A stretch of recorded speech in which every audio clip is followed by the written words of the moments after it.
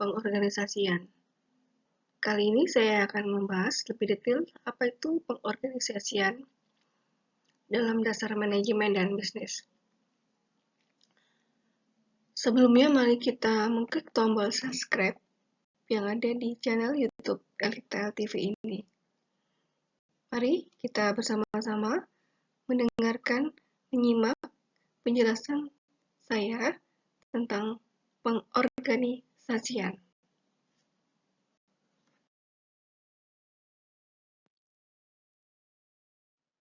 Pengorganisasian mempunyai pengertian. Di sini kita membagi dalam topik A, pengertian. Menurut James Demony, pengertian organisasi adalah bentuk setiap persekretarian manusia untuk mencapai suatu tujuan bersama. Menurut Chester E. Barnard, organisasi didefinisikan sebagai sistem aktivitas kerjasama yang dilakukan oleh dua orang atau lebih. Organisasi ini dapat didefinisikan sebagai sekelompok orang yang saling berinteraksi dan bekerja sama untuk merealisasikan tujuan bersama.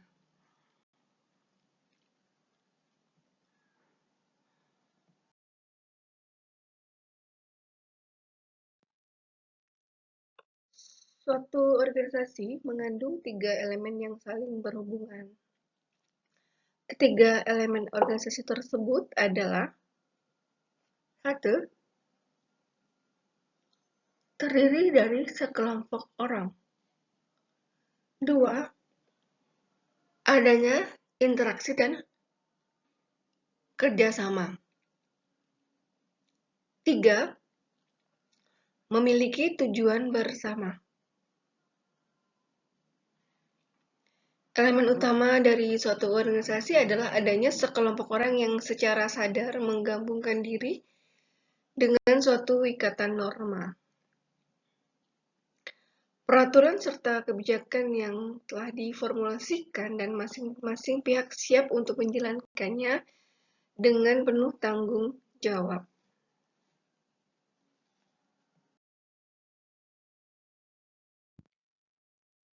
Elemen kedua bahwa dalam sebuah organisasi adalah adanya sekelompok orang yang terdiri dari sekelompok orang yang saling mengadakan hubungan timbal balik, saling memberi dan menerima, dan juga saling bekerja sama untuk melahirkan dan merealisasikan suatu maksud, sasaran, dan tujuan. Elemen terakhir adalah bahwa dalam suatu organisasi yang terdiri dari sekelompok orang yang saling berinteraksi dan bekerja sama tersebut diarahkan pada suatu titik tertentu yang merupakan tujuan bersama dan ingin direalisasikan.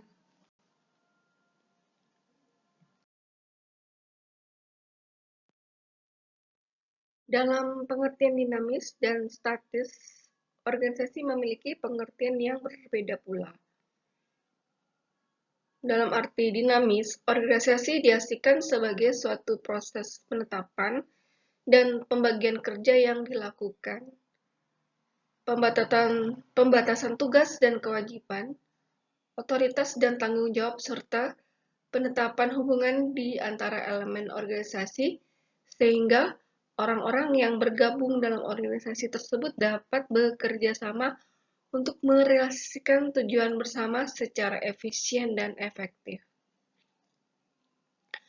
Dalam arti statis, organisasi merupakan bagan atau rangka berwujud yang bergerak demi tercapainya tujuan bersama.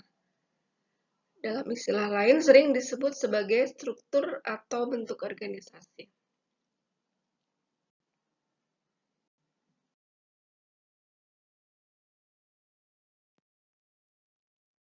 B. Struktur organisasi. Dalam apa itu penjabaran dari pengorganisasian. Stoner dan Walker membatasi bahwa struktur organisasi adalah susunan dan hubungan antar bagian komponen dan posisi dalam suatu perkumpulan. struktur organisasi ini dapat didefinisikan sebagai suatu sistem atau jaringan terhadap tugas-tugas, sistem pelaporan, dan komunikasi yang menghubungkan secara bersama pekerjaan individual dan kelompok. Sebuah struktur organisasi hendaknya mengalokasikan pekerjaan di mana bentuk dari pengalokasian tersebut itu digambarkan dalam bagian organisasi.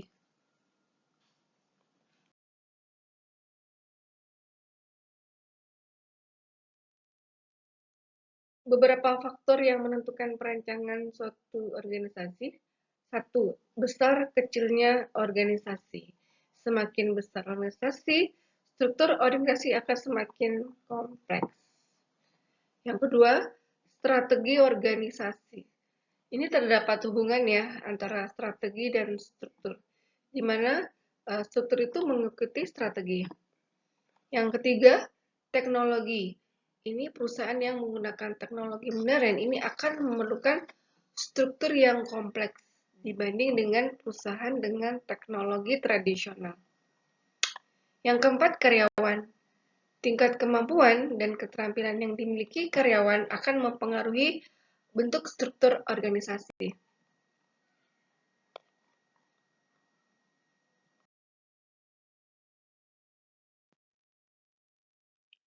Gibson dan kawan-kawan menekankan bahwa struktur bertalian dengan hubungan yang relatif pasti yang terdapat di antara pekerjaan dalam organisasi. Hubungan yang pasti tersebut timbul dari proses keputusan sebagai berikut. Satu, pembagian kerja atau division of labor. Yang kedua, departementalisasi atau departmentalization. Yang ketiga, permasalahan rentang kendali, dalam hal ini adalah span of control. Yang keempat, delegasi kekuasaan, dalam hal ini adalah delegation.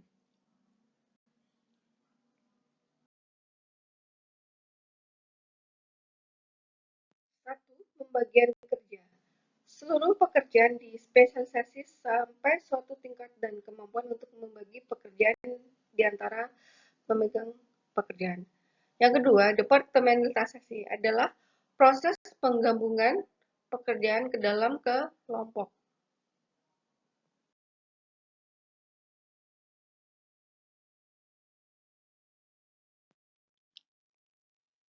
Tiga, permasalahan rentang kendali.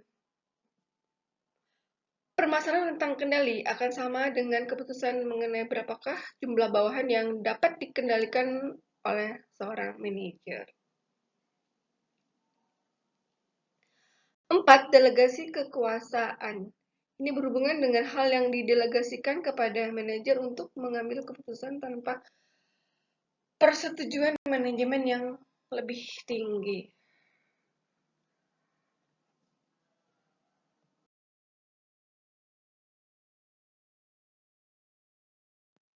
C. Pembagian kerja. Nah, di sini seluruh tugas unit dipecah dalam beberapa pekerjaan ya, yang lebih kecil untuk yang berurutan, atau tugas-tugas ini dibagi dan dikhususkan di antara orang-orang dalam unit itu yang disebut sebagai pembagian kerja dengan istilah division of labor. Masalah yang berhubungan dengan pembagian kerja ini bertautan dengan sampai beberapa dan seberapa jauh pekerjaan itu dispesialisasi sampai suatu tingkat dan kemampuan untuk membagi pekerjaan di antara banyak memegang pekerjaan dalam keuntungan utama dan organisasi. Dari organisasi itu sendiri ya. Hakikat dari spesialisasi kerja itu adalah bahwa seluruh pekerjaan tidak dilakukan oleh satu individu yang melainkan dipecah-pecah menjadi langkah-langkah dengan setiap langkah ini diselesaikan oleh orang yang berbeda. D. Departementalisasi. Departementalisasi pada dasarnya adalah menggabungkan dan mengelompokkan menjadi satu pekerjaan individual. Departementalisasi juga dapat diartikan sebagai upaya membagi-bagikan pekerjaan secara fungsional yang mempunyai spesifikasi tertentu, sifat dan batasan wewenang tertentu, serta sasana dan prasarana yang digunakan dalam kelompok kepemimpinan dalam satu kesatuan kelompok aktivitas untuk mencapai tujuan tertentu yang telah ditentukan sebelumnya.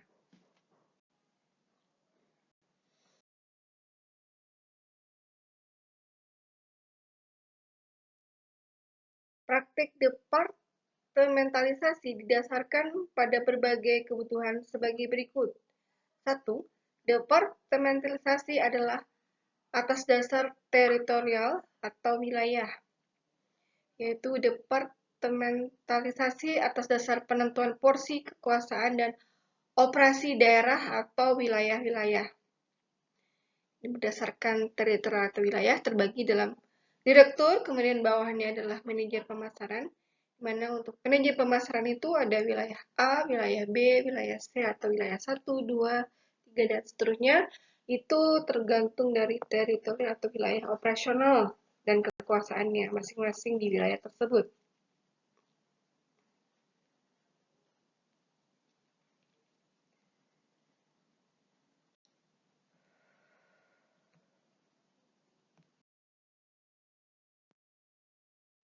Dua, departementalisasi atas dasar produksi, yaitu departementalisasi yang didasarkan atas jenis-jenis produk yang dihasilkan oleh perusahaan. Contoh direktur itu ada manajemen produk, kemudian departementalisasi atas dasar produk ini ada divisi produk A, divisi produk B, divisi produk C. Contoh, ada perusahaan divisinya untuk bagian telekomunikasi, kemudian bagian divisi listrik, kemudian bagian divisi kayu, ya. Jadi ini berdasarkan produk-produk yang dihasilkan oleh perusahaan itu dan penamaannya disesuaikan dengan produksi dari masing-masing divisi.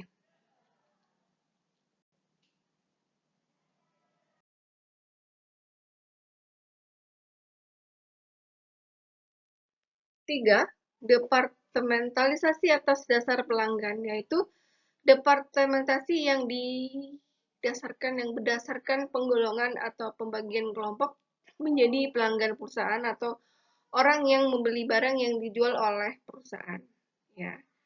Contoh sini ada direktur, kemudian di bawahnya ada manajer pemasaran, di mana atas dasar pelanggan ini ada wakil manajer produksi industri, pelanggan untuk produk konsumen, untuk wakil manajernya, kemudian ada wakil manajer untuk produk militer, untuk wakil manajernya. Ya, jadi disesuaikan dengan kelompok dari pelanggannya tersebut itu apakah pelanggan industri, apakah untuk produk konsumennya, atau untuk produk sesuai dengan pelanggan militer.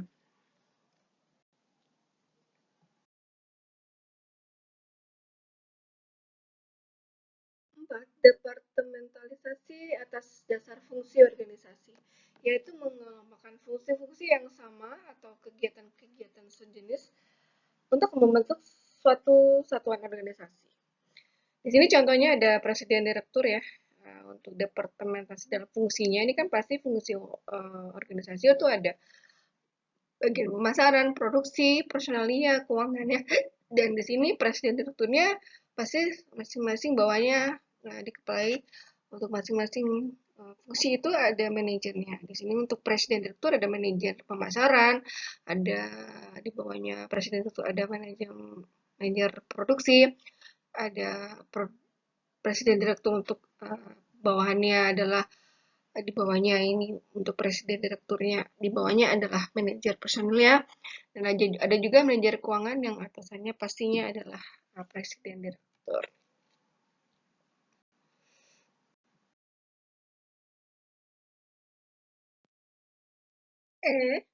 Bentuk-bentuk struktur organisasi.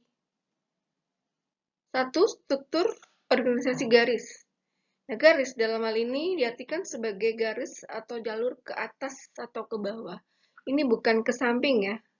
Ke atas sebagai jalur pelapor tanggung jawab, sedangkan ke bawah ini sebagai jalur pendelegasian tugas atau pemenang. Nah, ciri-ciri struktur organisasi garisnya ini A. Digunakan bagi organisasi yang masih sederhana dan kecil. B. Karyawan suatu yang dapat saling kenal. C. Spesialisasi kerja ini masih belum tinggi. D. Digunakan bagi lembaga yang masih membutuhkan keputusan yang cepat.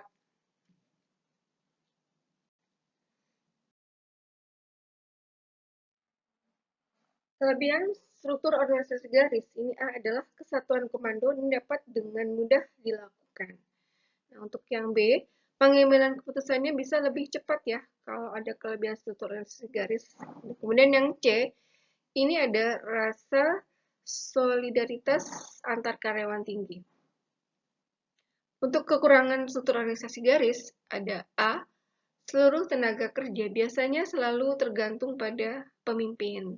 B, menimbulkan sifat otokratis pada pimpinan, sifat otokratis ya pada pimpinan. Kemudian C, dilihat dari mekanisme kepemimpinan bagi karyawan ini terciptanya kesempatan yang berkembang.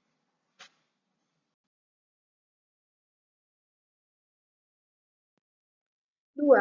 Struktur organisasi fungsional, yaitu suatu bentuk susunan organisasi yang memberikan gambaran bahwa pembagian tugas dan kewenangan ini disusun menurut fungsi-fungsi pekerjaan tertentu yang dibutuhkan. Nah, pembagian fungsi-fungsi pekerjaan ini dijabarkan dan dialokasikan menurut kebutuhan yang ruang lingkup dan pekerjaannya ada pada suatu organisasi.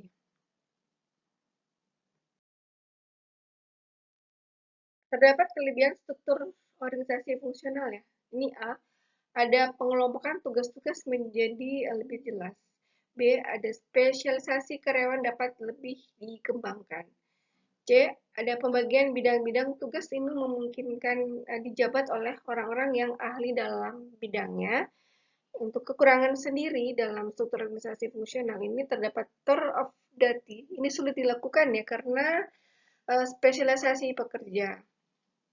B, koordinasinya menjadi lebih sulit dilaksanakan karena kita tahu karyawan mementingkan spesialisasi masing-masing.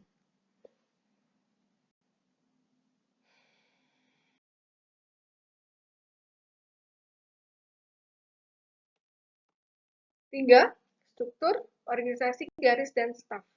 Nah, di dalam struktur ini terdapat staf ahli yang berfungsi sebagai penasehat yang memberikan konsultasi mengenai kebijaksanaan dan langkah tertentu. Kelebihannya struktur organisasi garis dan staf ini, A, dengan staf ahli, keputusan yang diambil ini akan lebih baik ya. Yang B, penempatan karyawan juga dapat dilakukan lebih cepat.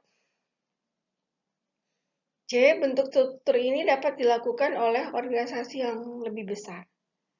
Untuk kekurangan dalam suatu organisasi garis dan staf ini, kekurangannya adalah solidaritas antar karyawan yang relatif sangat sulit direalisasikan. B, koordinasi pekerjaan juga akan sulit diadakan. 4. Struktur organisasi fungsional dan staf, yaitu organisasi fungsional yang disebutkan di muka atau sebelumnya.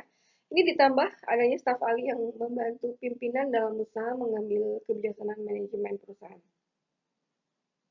Yang kelima, ada struktur organisasi proyek. Nah, ini disusun atas dasar pembentukan tim-tim khusus ya, yang biasanya ini masing-masing adalah para spesialis yang diperlukan untuk menyelesaikan dan mencapai tujuan-tujuan khusus pula. Nah, jika proyeknya telah selesai, maka tim tadi itu dibubarkan. Karena kenapa dibubarkan? Karena ini waktu proyeknya sudah habis. Karena proyek itu adalah kegiatan organisasi dalam jangka waktu tertentu.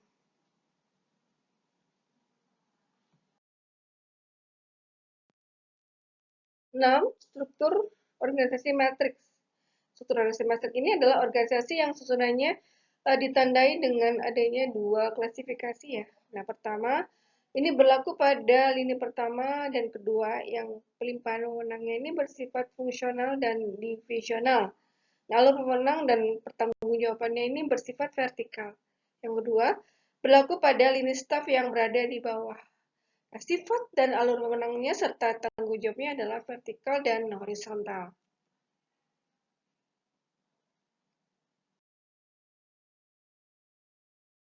Kelebihan, ini ada kelebihannya dari struktur matriks. Ini memberikan fleksibilitas kepada organisasi dan membantu perkembangan dari kreativitas serta biasanya melibat gandakan sumber-sumber yang beraneka ragam. Nah, B ini untuk menstimulasikan kerjasama antar disiplin dan mempermudah kegiatan perusahaan itu sendiri. Nah, C, dia mengembangkan keterampilan-keterampilan karyawan. Untuk kekurangannya, ini ada A, pertanggungjawaban ganda ini dapat menciptakan kebingungan dan kebijakan yang kontradiktif. B, ini sangat memerlukan koordinasi horizontal dan vertikal. C, mendorong pertentangan kekuasaan dan mengarah kepada konflik antar bagian.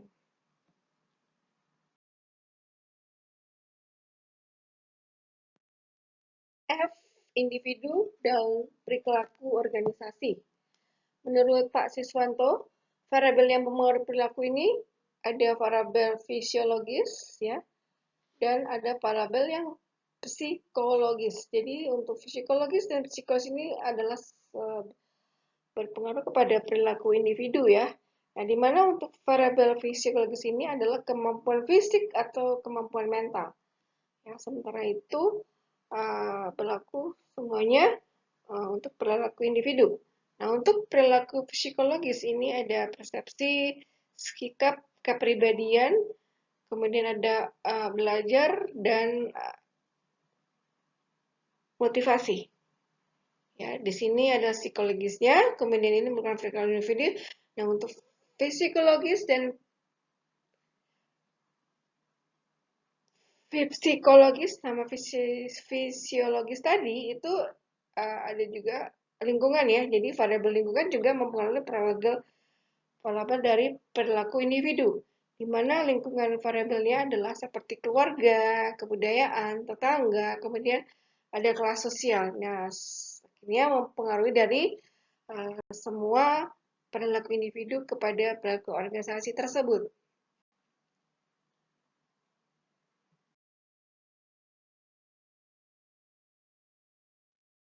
Ciri utama individu dan pengaruhnya terhadap efektivitas organisasi menurut Pak Siswanto, ini ada ciri utama persepsi. Nah, ciri utama persepsi deskripsinya adalah proses pemberian arti terhadap lingkungan. Faktor-faktor yang mempengaruhinya adalah A, organisasi perspektual, B, stereotip, C, persepsi selektif, D, karakteristik manajer, E, faktor situasional, F, kebutuhan, G, emosi. Menurut Pak Siswanto, untuk ciri utama sikap, deskripsinya adalah kesiapsiagaan mental yang diorganisasi lewat pengalaman. Nah, faktor-faktor yang mempengaruhinya adalah A, keluarga, B, teman sekerja dalam kelompok, C, masyarakat, D, lingkungan, E, pengalaman bekerja sebelumnya.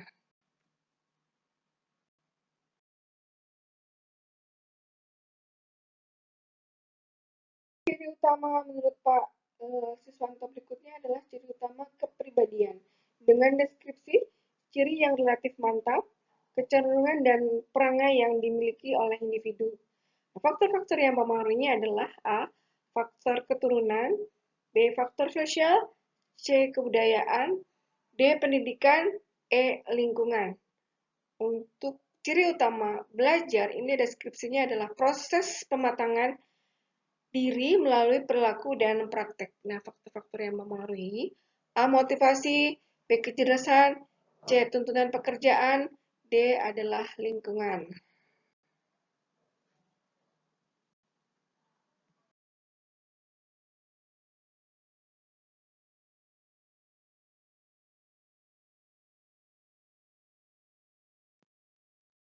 G, kelompok dan perilaku organisasi.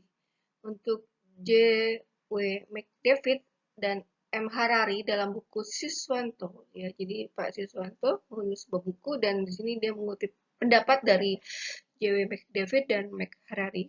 mendefinisikan kelompok sebagai suatu sistem yang terorganisasi yang terdiri dari atas dua orang atau lebih yang saling berhubungan sedemikian rupa ya, sehingga sistem tersebut melakukan fungsi tertentu. Nah, di sini melakukan serangkaian peran antar anggotanya dan memiliki serangkaian norma yang mengatur fungsi kelompok dan tiap-tiap anggotanya.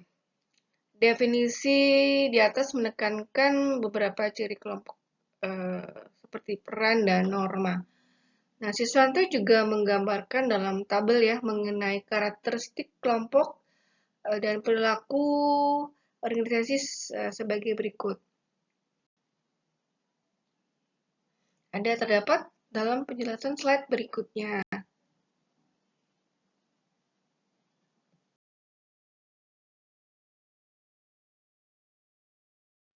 Terdapat karakteristik kelompok dan perilaku organisasi. Nah, peran yang ada ini adalah satu peran yang dirasakan dan yang kedua peran yang dimainkan. Untuk karakteristik kelompok dan perilaku organisasi, alasan pembentukannya itu ada satu pemuasan kepuasan, yang kedua kedekatan dan daya tarik, tiga itu adalah tujuan kelompok, empat alasan ekonomi.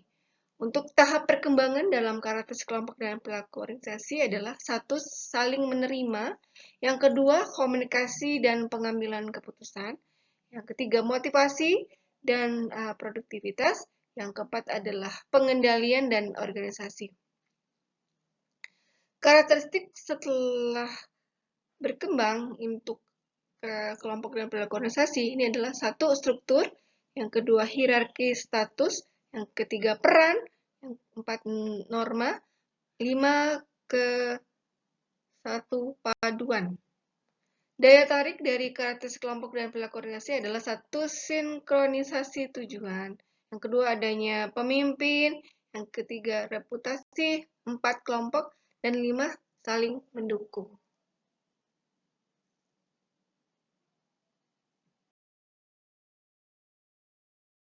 Untuk pengorganisasian itu adalah penjelasan-penjelasan yang terdiri dari slide 28 slide ya. Termasuk judul berarti ada 29 dan ini adalah slide ke-30 ya. Dimana kita tahu bahwa pengorganisasian sudah dijelaskan sebelumnya ya, dan terima kasih juga yang sudah mensubscribe video saya, video Elite TV. Pastikan di klik subscribe dan tombol notifikasi loncengnya. Terima kasih, sampai bertemu kembali dalam materi-materi lainnya yang lebih menarik. Terima kasih.